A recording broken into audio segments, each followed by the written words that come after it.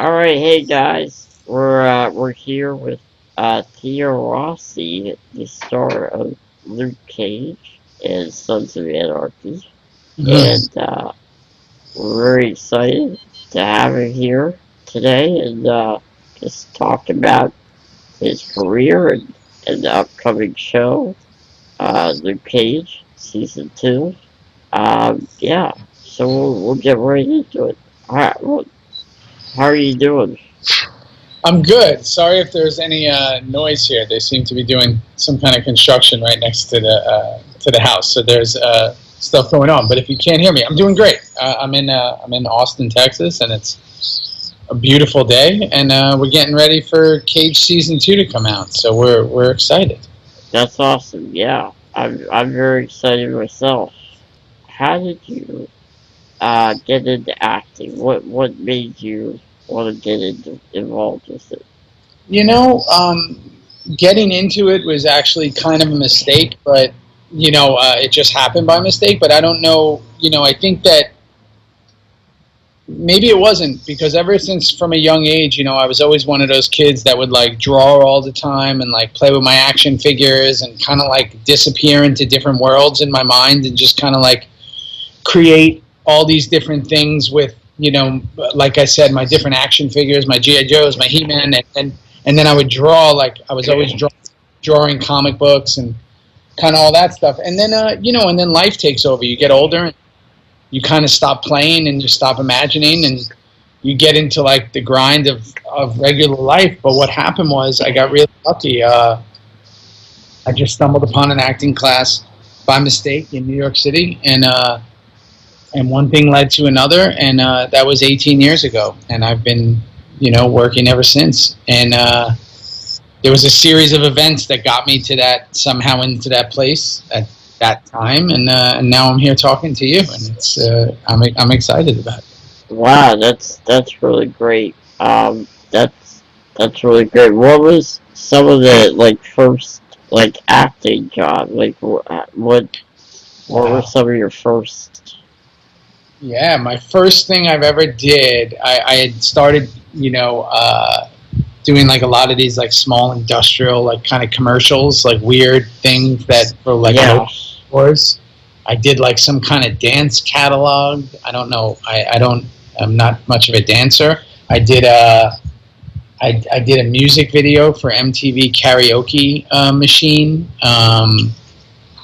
And then all of a sudden, I had gotten this movie, this independent film that they never finished, but I did it, and when I did that, I made the move. I moved to LA. Back then, you kind of had to be in LA. I left New York and I went to LA, and then my first real deal job, I did this small movie that no one saw. I don't know if that came out, but my first real job was a TV show called Boston Public. I think it was either Boston Public or Malcolm in the Middle, but it was one of those. And I did. I had like a bunch of scenes, and I played this really cool character on Boston Public, and I was really excited. I remember being like really, really excited because it was on TV, and people were going to see it, and that was it. I kept working after that all the time. I got really fortunate in my career. I was surrounded by some amazing people. But yeah, I did an Olsen twin movie in the beginning, which was awesome. Yeah, that was awesome. I did, like I said, Malcolm in the Middle, Boston Public, and then I just became that guy who like guest starred on every single television show. Like I was on. At one point, there was I remember it was like a Wednesday night. There were like 2 or 3 shows on at the same time, like on CBS, ABC, and NBC, and I was on all 3 of them. As a star. Yeah, it was one of those where if you switched the channel, I was on it. It just so happened that they all aired on the same night. So I was the guy who was always doing guest stars, and then in 2008, Sons of Anarchy happened, and it changed my life. Wow, that's really cool, man. That's really cool. One of my writers wanted me to ask, Mm-hmm. what what can you tell us about the upcoming Ghost of War? Yeah, Ghosts of War is really cool. I really hope that it all gets together. It's the guy Eric Bress who wrote and directed Butterfly Effect, and he wrote the Final Destinations and those films. So it's really in the vein of those films, just a really kind of sci-fi twist and turn horror type thing. And it was really like a real mind bender, the film. What I can tell you is that it's a shocker. It's one of those films that when you watch it, you're like, what? Like when it ends, it just turns you a little, like it shocks you, like you didn't see it coming. Yeah.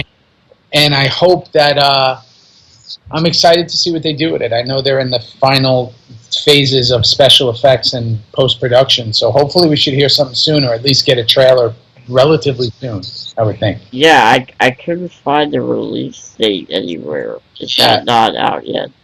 No, not yet. The movie business is crazy. You do movies and they might come out like a year and a half later. So Gotcha. it's always interesting. Yeah. Wow, that's really good. Right? The what you said about the shocking moment what came to my mind was Avengers Infinity War. I know. Wow. I know. That was I love moments like that you don't expect, and I think that's kind of makes movie so interesting. What do you think of that movie? I think that right now with I think it was an amazing way to pull everything together.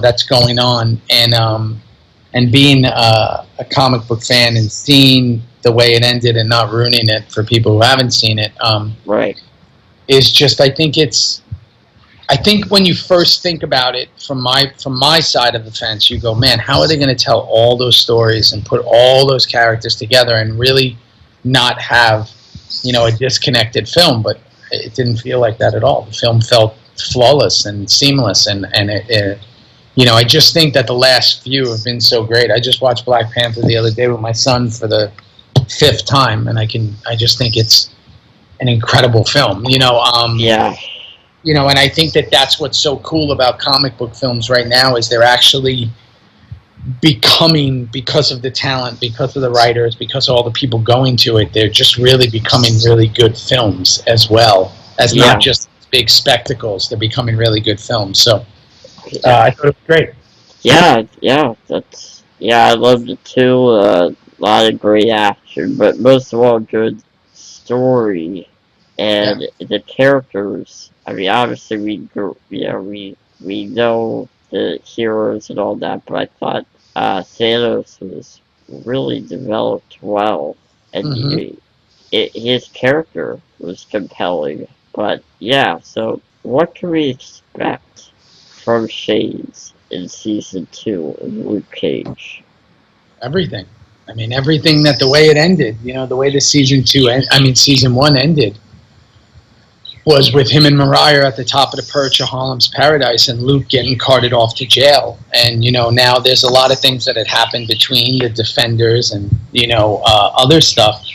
But what we get to see in Luke Cage season 2 is we get to see what it looks like with Shades and Mariah really running Harlem and being at the top and being the people to take down. And what I love about Luke Cage, which is so different and so incredible, is that Luke Cage has multiple villains. So the threat to Luke is from every angle. And he has people like Misty and other people around him, but usually in a lot of these shows and a lot of these movies, you have an antagonist and a protagonist. You have a villain and a hero. But what's so great about these is you have multiple threats. So now, with the new trailers that came out, we get introduced to the character Bushmaster who comes in. But really what we get to see is Shades and Mariah, their relationship, and what it looks like with them in charge of everything and how devious and violent that becomes. So I'm excited for people to see that. Yeah, how does, like you mentioned, the Defenders, excuse me, how did that impact season 2, if at all? Yeah, they're all, there's always things. I mean, obviously Misty, with her, losing her arm, we'll address that. And And there's a lot of hangover from that show that comes into ours because, that's kind of just the way it is. That's all. Right. It's all happening in the same city, in the same world, in the same thing. So there's a lot of ramifications about that, and a lot of things that come from that. And it's going to be, especially with Luke, but mainly with Misty. We get to really tell that story of Misty and the people who are involved in the Defenders, and how that plays out with Colleen Wing and a couple other people who make appearances and come throughout the show.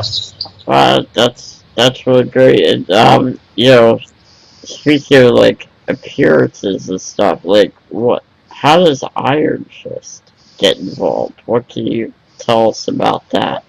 Yeah, the Heroes for Hire thing, I mean, I know a lot of people, if you read the comic, have been looking forward to seeing them, kind of fight side by side, and the Defenders kind of tease that a little, but he makes a really cool, he's cool. Danny Rand definitely has a bit of a presence, and, in the hands of someone like Cheo, it's a really cool to see Iron Fist in the world of Luke Cage, because when you step into our world, it's a little different than maybe in other ways that you've seen him. So he's Iron Fist. If I used to read Iron Fist when I was young, Danny Rand, that character is such a badass. So we get to kind of see him in a really cool light in the show. So I think that fans who like Cage and Rand together and like seeing that are going to be really excited about it. Oh, that sounds great. I know when I met you at Philly Comic Con, we talked about how you have an interaction with Iron Fist, right? Yep. Yep. Like what will that be like? What can you tell us about that? The cool thing about Shades is almost like how Littlefinger was in Game of Thrones. He kind of is one of those characters that navigates with everyone. He's involved in everyone. He's involved with Mariah. He's involved with Luke Cage because of their past. He was involved, with Diamondback. He's involved with Misty.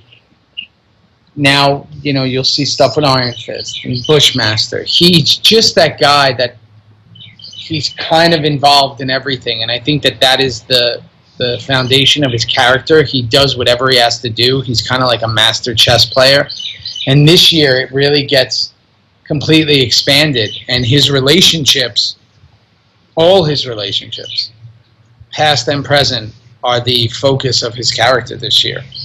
So I think that what's really cool about him, and what's really cool for me as a character, is that I get to interact with every single person in this giant universe of a show, and the MCU in the Netflix world. I get to really be involved with all the characters. So yeah, we'll see some stuff with him, and we'll see a lot of stuff with other people too. But every time that we realize we see a relationship that he's in, we reveal a little bit more about him, which I think that people are really interested in seeing.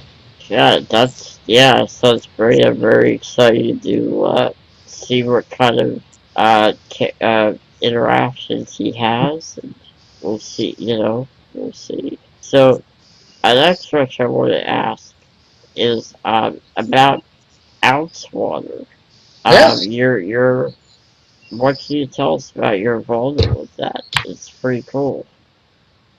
So I'm one of those guys who's like super health conscious. I've always been about, I want to be, I want to live my life on my terms, and just kind of like, I understand that what goes into our body is extremely important. What we take in, what food, how much water, and, it starts from the inside out. And so I've always been one of those people that drinks a gallon of water every day. Excuse me. Two little boys keep me up all night. My sons are 3 and 1, and they are deciding that sleep is not a good idea anymore. So I decided that I was going to, make it easier. How can I get people to drink more water? What's a little thing that I can do in the health world and in another side of a business, because we have a couple other different businesses? What's something that I can create and come up with that can make it easier for people to track their water and drink their water? And that's kind of where Ounce Water came.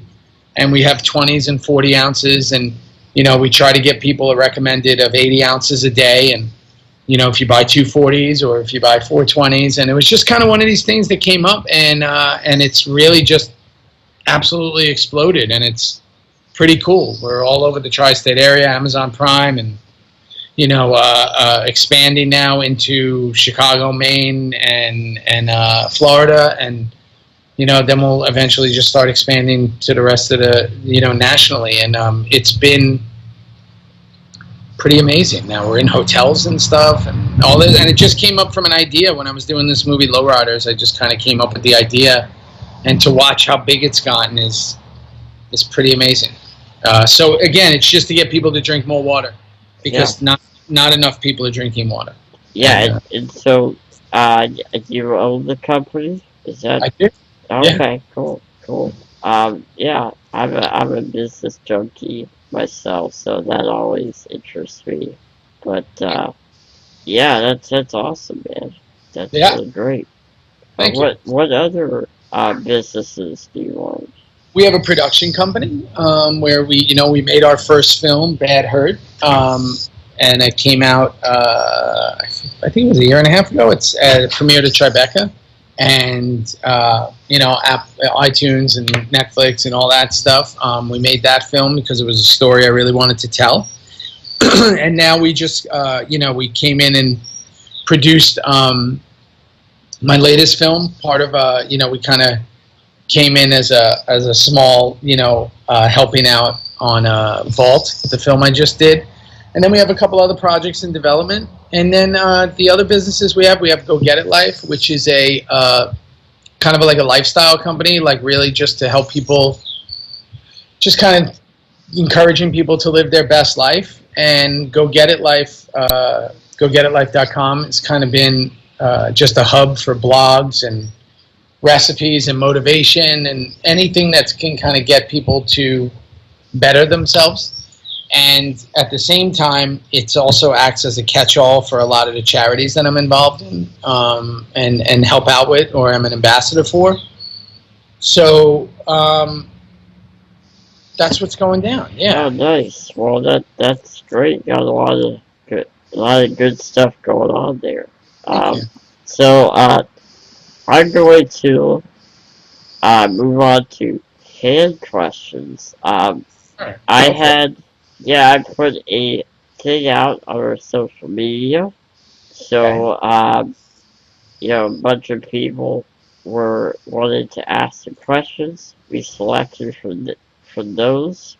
And, So, and everyone is watching, you can follow us at FandomWire on Twitter, and follow us on Facebook and Instagram at FandomWire News. Alright, so let's get on to these questions. These are some good ones.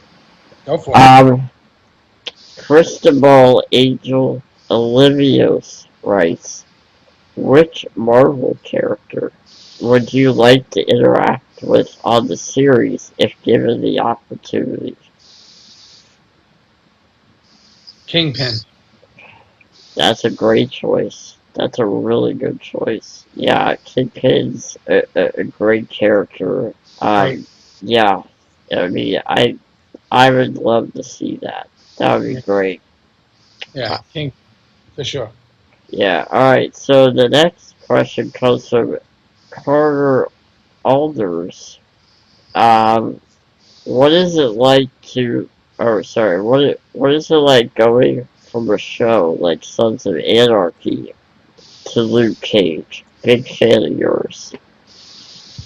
Pretty amazing. I mean, I'm super fortunate. The people that I've looked up to in this business have been people like Jimmy Smits and Katie Seagal and in the television world, people who have just been doing this and doing it at a high level on great shows for so long. And I've always been so intrigued by how they can move from like one big show to another big show, because it's just not the way it works. Like most shows don't succeed. They don't work out. And I always thought, I was so intrigued by that. And by no means did I think when I was on Sons of Anarchy, because it was such an incredible ride and it was so massive and so fan driven and such a cult classic, did I think that I would go right to another show that has that same exact hold on, I'm gonna let this truck pass because it sounds like they're dragging the Falcon with it. There's a lot going on with that truck. So much construction. So did I think that I would go from one that had such this rabid fan base, like Sons did, all over the world, to then jump into the MCU and Netflix, which has such an incredible fan base, and that's very similar. So the transition in the scope of the show was great, because it was kind of felt like a continuation with the fans, just a different set of fans, like opening up a whole new audience. But two totally different characters, completely different characters in every way. And I'm just really fortunate. I'm really, really lucky to be a part of two pretty iconic shows, I think. Yeah, they both have such strong fan bases. I still see people wearing the Sons of Anarchy shirts and all the time. Yeah. All right, so Lucy, next question comes from Ryan Sherlock. What's it like working on set? I think that means like general or general. I think in general. He didn't say, but sure. Let's do it in general. Yeah. Very different than the outside imagination probably believes it is. It's a lot of waiting around. Paul Newman says a very famous line, or said a very famous line, I should say. You don't pay me to act, you pay me to wait. Because you probably only actually act for probably 2 hours out of a 16-hour day. I mean, you usually are waiting for them to light, and you're in makeup, and you're rehearsing, and you're kind of doing all your other stuff. You don't, so you're waiting, because there's a lot that goes into making film and television. So what's it like being on set? You wait around. You're kind of hanging. So you can get, if you're like me, I kind of like to stay alone. I like to kind of just stay in my character and kind of like be separated from everybody else. And depending on how heavy the day is, I tend to play heavier characters, so I stay away from people more. But it's a little different now as I do this longer. It starts to become more like a muscle that I could kind of turn on and turn off a little faster. Right. So I'm able to, for lack of a better word, enjoy it more. But I'm not the kind of guy. I've never been the type of actor in the 18 years that I've done this that I've ever done like kind of fun romantic comedy type roles. I don't do that. But my roles are always very emotionally dark and deeper, and so that's kind of made me I have to just go to a different place for it. I have to kind of stay different, and plus I really try to take as many aspects of myself out of the character as possible, because I really want my characters to stand on their own. I don't want to ever be one of those people that is you can't tell if they're acting or doing an interview. I want it to be where I'm totally different in my characters. So I try that first. It starts with the look, and then it starts with just little things here and there. So Yeah. so my experience on set is probably a lot different than other people's. And what type of techniques do you take to get into character? To, Music is a huge part for me. I start off every character with a playlist of specific songs that'll key me into certain emotions. And then I listen to music almost right until they call action. I could just see people, but I don't hear anything. And then I take my headphones off and they call action. And mentally, I'm in the place that I need to be. wow. Depending on how heavy the scene is. But yeah, that's kind of a big way for me, is that. Yeah, that's very cool. Yeah, music is a very powerful thing emotionally that can really set your mood. But yeah, If it reminds you of a specific time or a specific person or anything like that. yeah, Yeah. that's awesome. Let's see. Next question we have. Um, I'm probably not be able to pronounce it, but I'll try. Sure. Zolt Feliz, I think it is. Sorry if I'm butchering your your name. I think it's great. Hi Theo. Uh, will you have some powers in the show, or will you remain the serpent type character, which was pretty cool? You gotta watch it. I can't say anything. How can I tell you that? Oh, really? Can't. Okay. Yeah, you All gotta right. watch. All right. Well, It's too much of a spoiler. yeah. Oh, okay. You know the Uh, deal. yep. Zolt. You have to watch it, buddy. That's right. You're gonna have to watch it. You're gonna have to watch it. All right. Let's do another question. Smithy Lee writes, "How did you get into?" Well, we kind of covered this, but how did you get into the mindset to play a character like Shades? And did you take any ideas from the comics? No, the comics were so long ago, and as much as a fan of I was, they were just a little different. They were a little more fantastical and a little more, arch Right. nemesis, arch enemy type thing. The Netflix universe is very serious and dark. Yeah, it's more realistic. It's more in the present world as opposed to the comic book world. Right. My thing is just working with the man who wrote it. Working with Cheo, being able to pick his brain and see what he's thinking, and then he trusts me because we did another movie together. He wrote a movie I did called Lowriders. He trusts me to kind of take my take on it, and then if I have any questions, he's like right there, and it's like, hey, this is what I'm thinking here with this scene, and this is what I'm thinking with this. And as the creator of the show, that's something that I'm so fortunate to have a relationship with a creator of a show that I can really kind of ask if I have anything. So he's super collaborative, so that helps me get in the mindset. That's really cool. That's really cool. Yeah, because the Netflix series is very grounded, so you almost can't really take anything from the comics. But I think you have to make it your own too. So you do. All right, let's check. All right, we have the final question from our fans. Okay. Germain, German, Maluk, sorry if I'm butchering your name, buddy, but I can't, anyway. He writes, if you could play any DC character, which would it be? Batman. No, lie. Joker. Joker. I think you would be a very good Joker.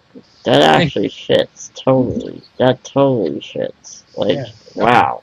Easily the Joker. I think he's the See, I see Joker very different than others. You know, my favorite comic book ever is The Killing Joke. I think that he's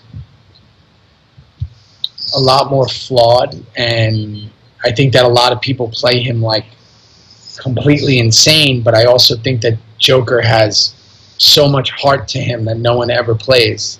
Yeah. Because of stuff that's happened to his family, because of, you know, the way his wife was, because of all this other, there's just deep stuff that you can really go into. So I would love to explore something like that, and what makes someone become, you know, arguably the greatest villain in history of comics, is there's a real backstory there that you know, I just, you know, I love. I was gonna actually put a picture on the gram today of that I'll put on tomorrow of the Joker that I love. This one picture, but yeah, I'm a huge fan of the Joker. So I'm just a huge. I love Batman in general, but I stick more with the graphic novels because certain films just aren't my style. Yeah. But the Joker, I think, is the character for me. What did you think about Heath Ledger's take and Jared Leto's? And everything to do with Nolan's Batman is amazing, and there's not a bad part or a false beat of those films. I could watch them all day, every day. I think that the performances are incredible. I think that the way he played the Joker, is his version is incredible. I just think that it's just very real, very kind of what we try to do on Cage. It's very, it's an afterthought that you're watching a superhero movie. It's just like you feel like you're just watching an everyday drama film. Yeah, that's what I loved about that film and those performances. The other stuff it's really hard to make. It's really hard to make any of those and another film after that. Yeah, they're kind of perfect.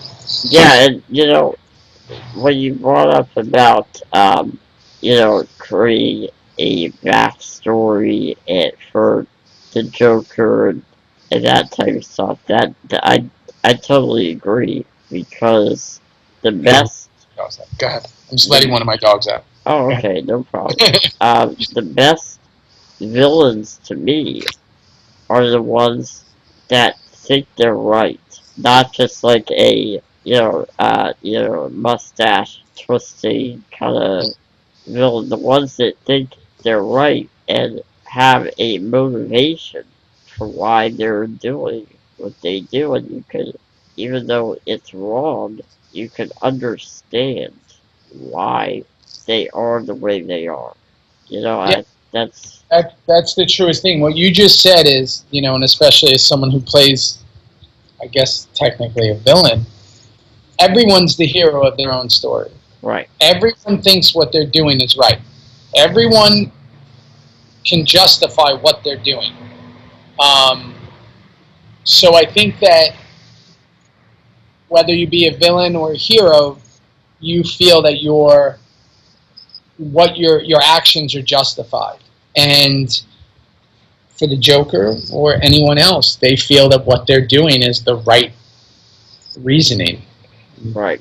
You can't argue that. So very few people are just causing chaos to cause chaos. And if they are, they're causing chaos because they like chaos. So it's right to them.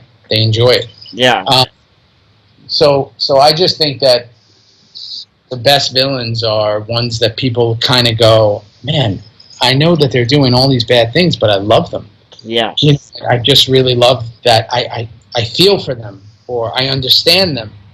And that's what I've tried to implement into any character I play. I try to, I just want you to feel something, and I want you to feel,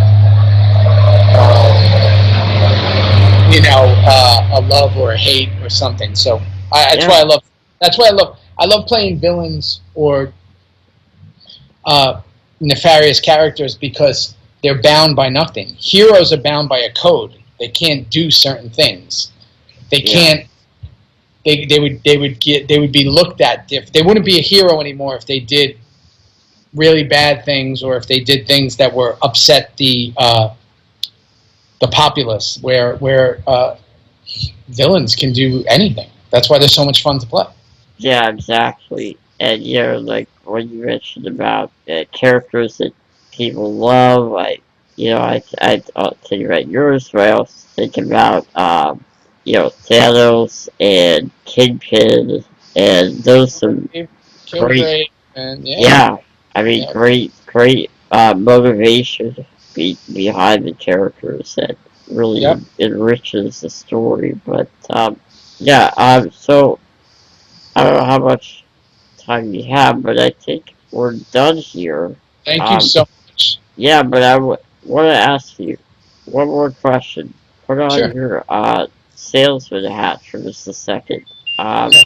It's on. if if if people are not familiar with Luke Cage, like the Right. show or anything like that, what would you say to them? And like, how would you get them to watch it?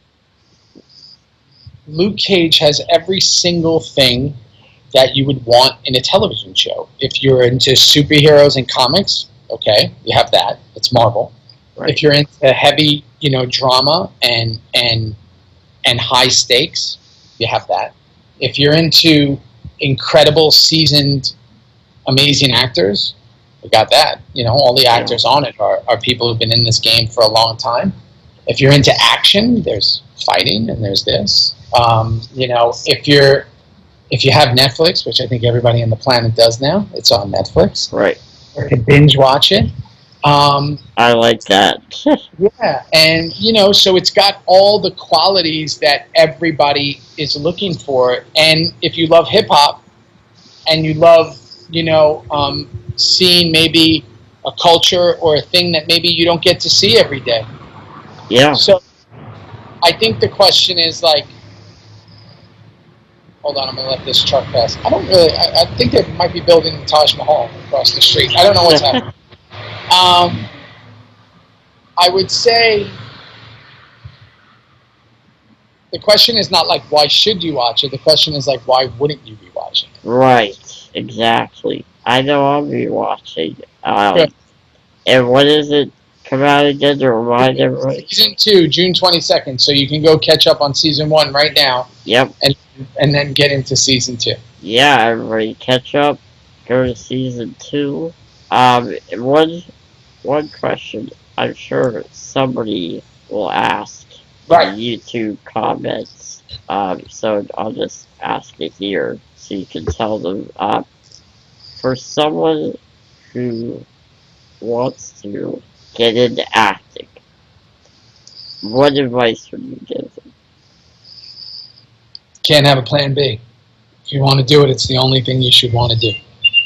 You can't think like, what if I don't make it? You can't think, what if it doesn't work out? You have to give your entire mind, body, and soul to it.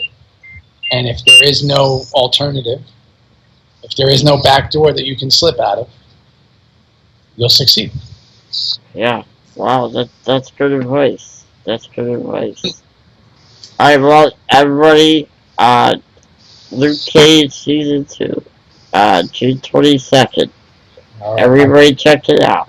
Write it down, you know, look it up, put it in your phone, whatever, just watch it. Because I know as soon as it comes online, I'll be binging probably all 13 episodes at once. I'm not getting any sleep.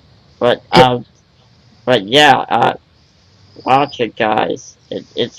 I mean, I'm so excited to see where the characters go and see, how Shane's, sort of takes over Harlem. That's going to be really great to see and see him in charge and Luke Cage and everything. From what I understand, he's cocky this season, and apparently that doesn't really work out for him. So, yeah, check it out, guys. You can follow Seeing you me. again. Great seeing you again, my Yeah, brother. yeah. everybody's watching. You can follow me at Riley P. Johnson and also at FandomWire and FandomWire.com. Theo, where can people find you? Theo Rossi. Find me anywhere. Find me That, all over that social media, whichever one, Twitter, Facebook, Instagram, I don't know, all of them. yeah, really good Instagram, so check it out there for sure. Thank you. Alright. So, yeah, thanks for joining us, guys, and thank you, Theo, for joining us for this special Of course. interview. Really appreciate it. Alright, guys, until next time, bye bye.